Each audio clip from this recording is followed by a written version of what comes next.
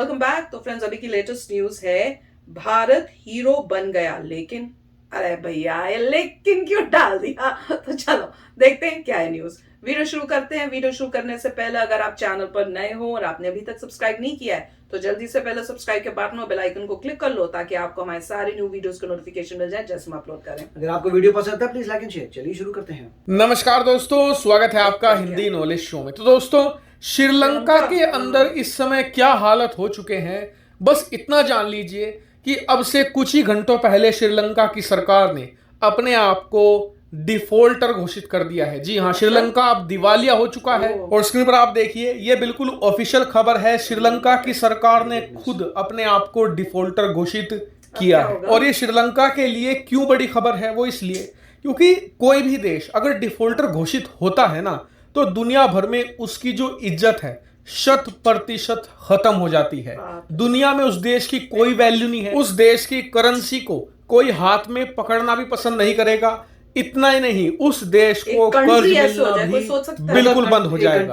और कर्ज मिलना क्यों बड़ी बात है, वो इसलिए कि चाहे अमेरिका हो, भारत हो या फिर चीन या भूटान जैसा ही देश क्यों ना हो, कोई भी देश आप पकड़ लीजिए, चाहे वो कितना अमीर हो कितना गरीब हो, हर एक देश अपना डेवलपमेंट कर्ज उठाकर ही करता है। इसीलिए कर्ज मिलना बंद मतलब कि पूरी की पूरी डेवलपमेंट ही खत्म। इसीलिए श्रीलंका अब त्रासदी की कगार पर पहुंच चुका है। लेकिन अब आगे होगा क्या? तो देखिए, श्रीलंका की सरकार ने आज अनाउंस ये किया कि वो जितना भी लोन है उनके ऊपर, जितना भी विदेशी कर्ज है, उस सबको डिफॉल्ट कर जाएंगे। मतलब कि किसी का भी कर्ज वो अब नहीं लौटाएंगे। और श्रीलंका पर कितना विदेशी कर्ज है? करीबन 51 अरब डॉलर। अब हम लोग तो भारतीय हैं, हमारा विदेशी खजाना ही 650 अरब डॉलर का है, तो हमारे लिए तो 51 अरब डॉलर कुछ नहीं है। लेकिन श्रीलंका जैसे एक छोटे देश के लिए ये उसकी अर्थव्यवस्था से भी ज्यादा है। और आपको बता दूं कि इन 51 अरब डॉलर में 9 अरब डॉलर तो सिर्फ चीन का कर्ज है, यानी लगभग 20% कर्ज सिर्फ चीन का है। और श्रीलंका ने इसे अब चुकाने में असमर्थता जुटा दी है। क्यों? क्योंकि जो पूरा खजाना ही इस समय श्रीलंका का है वो मात्र 2 अरब डॉलर बचा है। ऐसे में इतना भारी भरकम पहाड़ जैसा कर्ज वो कैसे चुकाएगा? तो अब सवाल उठता है कि डिफॉल्ट के बाद क्या कार्रवाई होगी? क्या श्रीलंका की जमीन कब्जा ली जाएगी, उनके एसेट कब्जा लिए जाएंगे? तो देखिए, 2 ऑप्शन इसमें होते हैं। पहला ये कि जिन देशों ने और जिन कंपनियों ने श्रीलंका को कर्ज दे रखा है वो श्रीलंका की करेंसी में अपना कर्ज वसूल सकते हैं। यानी कि श्रीलंका की सरकार अपने बैंकों में नोट छापेगी और उसे ही इन सभी विदेशी कर्जदाताओं को चुका देगी। लेकिन ऐसा कोई करने वाला नहीं है। क्यों? क्योंकि जितना ज्यादा नोट छपेगा उतने ही ज्यादा श्रीलंका की करेंसी की वैल्यू गिरती चली जाएगी। और ऑलरेडी श्रीलंका की करेंसी पूरे एशिया के अंदर सबसे खराब परफॉर्मेंस वाली करेंसी बन चुकी है और आज की तारीख में इसकी वैल्यू कुछ भी नहीं बची। ऐसे में कोई भी कर्जदाता इसे तो नहीं लेने वाला। अब बचते हैं 2 ऑप्शन। दूसरा ऑप्शन यह है कि जिन देशों ने कर्ज दिया है वो श्रीलंका को 2-3 साल की मोहलत दें। जो भी पूरा कर्ज की शेड्यूलिंग है उसे दोबारा फिर से रीशेड्यूल किया जाए। जो इस साल किश्त देनी थी उसे 2-3 साल बाद किया जाए और जो ब्याज है उसमें भी कटौती की जाए। कुछ इस तरीके से वसूली की जा सकती है। तीसरा ऑप्शन एक और है जो अर्जेंटीना के साथ हुआ था। 2012 में जब अर्जेंटीना बैंकरप्ट हुआ था तो उसके विदेशों में बहुत सारे शिप थे, बहुत सारी प्रॉपर्टी थी। तो कुछ देशों ने, सभी देशों ने नहीं, कुछ देशों ने अर्जेंटीना की इन प्रॉपर्टी को, इन बड़ी बड़ी शिपों को सीज कर लिया था और फिर उन्हें नीलाम करके अपने कर्ज की वसूली की गई थी। तो श्रीलंका के जो विदेशों में एसेट हैं, कुछ देश ऐसा कर सकते हैं कि उन्हें जब्त करके, नीलामी करके अपने कर्ज की वसूली कर ले। तो यही 3 ऑप्शन हैं। लेकिन इन सभी हालातों के बावजूद भारत इस समय श्रीलंका के अंदर हीरो बन चुका है। श्रीलंका के बड़े बड़े पॉलिटिशियन जो भारत के खिलाफ बयानबाजी देते थे, बड़े बड़े क्रिकेटर, सब भारत को बड़ा भाई कहकर संबोधित कर रहे हैं कि जब हम मुश्किलों में फंसे तो चीन हमें बचाने नहीं आया, जिसे हम बहुत ही पक्का दोस्त कहते थे।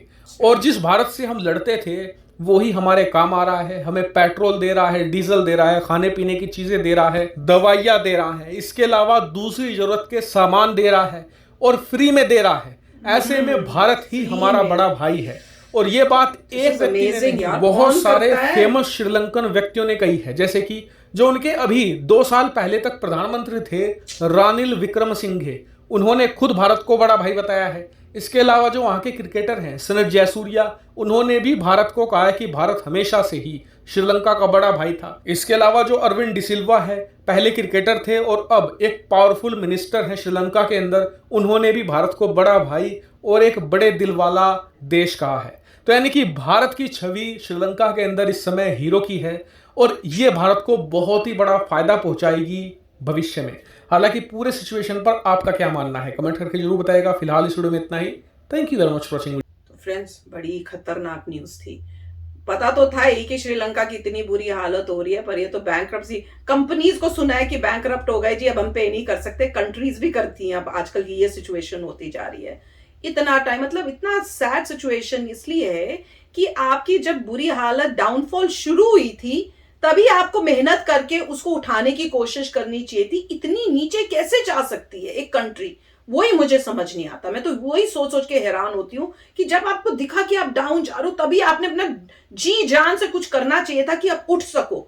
अब इतना नीचे चले गए कि भाई अब उठने का कोई स्कोप ही नहीं रहा, कि आपने कहा हम किसी को, हम तो पे ही नहीं कर सकते। अब क्या होगा भगवान जाने, कैसे पे करेंगे, क्या होगा। और इंडिया भी कितना हेल्प कर लेगा, इंडिया को अपना भी तो सोचना है। पर इंडिया का जेस्चर इज फैंटास्टिक, और इंडिया का मतलब हमारा कल्चर ही ऐसा है। हम लोगों ने हमेशा ही मतलब जो भी स्टोरीज हिस्ट्री में सुनी है, जो भी मतलब अपने बड़ों को भी देखा है, सबको यही देखा है कि भैया सबकी हेल्प करते हैं, सब करते हैं। पर क्वेश्चन ये है कि क्या वो उसको याद रखते हैं जिनके साथ आप हेल्प करते हो। कुछ टाइम के लिए, उस टाइम के लिए खाली है ऐसे आप बहुत अच्छे हो करके, उसके बाद फिर कुछ चेंज हो जाए, तो वो भी देखना पड़ेगा इंडिया को। कुछ अच्छा, मतलब दिल से अच्छा काम करो, पर मेक श्योर करना चाहिए इंडिया को कि चाइना जो है अब जो है श्रीलंका के पास ना आ पाए। राइट, काफी अच्छी बात है। देखिए, जैसे कोई कंपनी बैंकरप्ट होती है तो कई ऑप्शंस होते हैं। जैसे इनकी कंट्री आप कह सकते हैं बैंकरप्ट हो गई है। एक ऑप्शन होता है, कंपनी कोई बैंकरप्ट होगी तो लोग कहते हैं चलिए इस कंपनी की बिल्डिंग, जो जो एसेट्स हैं, बिल्डिंग बेच देते हैं, सामान बेच देते हैं, जो जो जहाँ जहाँ इनके शॉप्स हैं वो बेच देते हैं, उससे पैसा मिलेगा। जो भी पूरा नहीं मिलेगा, जितना पैसा मिलता है बांट लेंगे अकॉर्डिंग टू प्रोपोर्शन, जितना ड्यू था। उससे क्या है, लॉस होता है बड़ा लोगों को, क्योंकि जितना भी तुम एसेट बेचोगे तुम्हारा ओरिजिनल पैसा तो वापस नहीं आने वाला। दूसरा ऑप्शन ये होता है कि तुम कंपनी का सत्यानाश मत करो, तुम ये बोलो कि 4-5 साल के लिए कोई वो पैसा नहीं तुम्हें देंगे, उसकी मैनेजमेंट चेंज करो, सीईओ को निकालो, उसकी मैनेजमेंट हटाओ, दूसरे लोग लेके आओ जो कंपनी चलाएं, प्रॉफिट बनाए और हमारा सारा पैसा वापस करें विद प्रॉफिट। जो 3 साल बीच में हमने रोका था उसका भी प्रॉफिट, जो भी इंटरेस्ट है। तो अल्टीमेटली लोग चाहते हैं कि चलिए, लोग नॉर्मली ऐसा होता है कि बोलते हैं चल 5 साल के लिए तुम बैंकरप्सी डिक्लेयर कर दो, 5 साल के लिए शांति रखो, हम तुमसे पैसा नहीं मांगेंगे, तुम्हारी। अब कंट्रोल पूरा उनके हाथ में आ जाता है।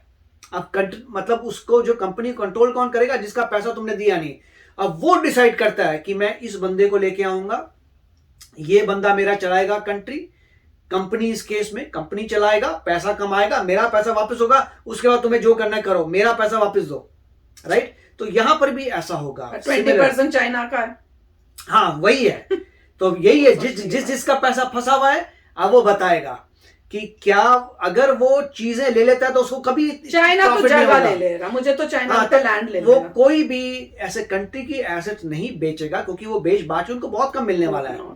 तो होगा ये, बोलेंगे अच्छा अब दूसरे लोग आएंगे, दूसरे लोग मैनेज करेंगे, कुछ साल तक तुम्हें कोई मांगेगा नहीं, तुम वापस अपने पैरों पे खड़े हो, पैसा कमाओ, फिर हमारे को वापस कर देना।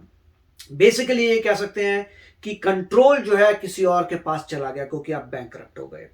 अगर वो अपना पैसा छापते हैं तो वो इन्फ्लेशन इतनी ज्यादा हो जाएगी कि कोई बंदा सरवाइव नहीं कर पाएगा, बड़ी प्रॉब्लम आ जाएगी। तो देखते हैं अभी क्या होता है। ये बहुत ही कॉम्प्लिकेटेड चीजें होती हैं कि कंट्री ने डिफॉल्ट डिक्लेयर कर दिया, मगर दुख की बात है, शायद इससे औरों को मैसेज मिला है कि आपने कितना कर्जा लेना है। अब जब थोड़ी पिक्चर्स दिखा रहे थे, आपको नजर आता है पीछे बड़ी बड़ी बिल्डिंगें हैं, बड़े बड़े मॉन्यूमेंट्स बने हुए, हिस्टोरिकल मॉन्यूमेंट्स, इतनी सब चीजें नजर आ रही हैं। अगर आपकी इतनी अच्छी चीज थी तो आप बैंकरप्ट कैसे हो गए? इसका मतलब आपने इतना उधार लिया, उसको प्रॉपरली यूज नहीं किया, बिल्डिंगें बना रहे हैं, ये सब बना रहे हैं और रिटर्न में कुछ मिल और आप कुछ कमाई नहीं हो रही, कमाई कुछ कर नहीं पा रहे, तो ये हाल हुआ है। तो जो भी है वो तो श्रीलंका के लोग ही बता सकते हैं, बट लेट्स होप कि श्रीलंका अपने पैरों पे दोबारा खड़ा हो जाए और धीरे धीरे चीजों को रिटर्न कर दे। बिल्कुल। तो चलो फ्रेंड्स, चलते हैं, मिलेंगे नेक्स्ट वीडियो में बहुत ही जल्द। Till then take care and bye bye. तो अगर आप मेरे इस चैनल पे नए हो तो जल्दी से सब्सक्राइब के बटन को हिट करो और बेल आइकन को क्लिक करो, ताकि आपको मेरा जब नया वीडियो मैं लगाऊं आपको उसके बारे में जल्दी से पता चल जाए।